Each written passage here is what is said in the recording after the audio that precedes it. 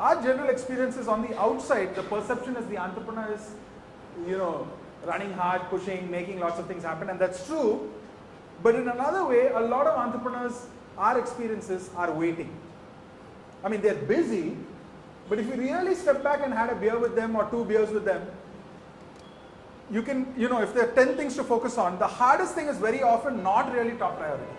That has been our experience, okay?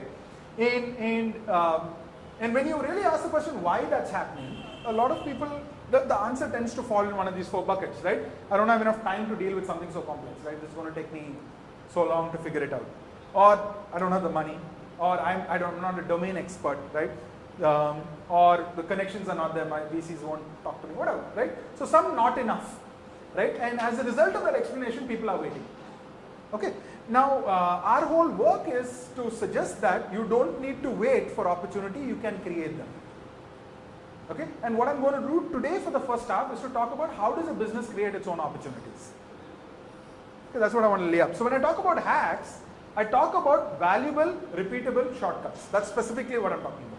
Okay, and we ran a program in Vizag for some 100 entrepreneurs. And when I talked about hacking, somebody said, if I bribe this guy, I'll get it done quickly. In my head, that's not a hack. That's just a compromise. Okay, so I'm just clarifying what is and isn't a hack. Right? You should be proud of telling your parents you did that. Right? Then it's a hack. So the second piece to also remember is that, as entrepreneurs, by definition, our ambitions are way above our resources. Now you have 2 options. Either this has to come down, or you have to find a new way to go up. We're going to suggest some new ways of going up.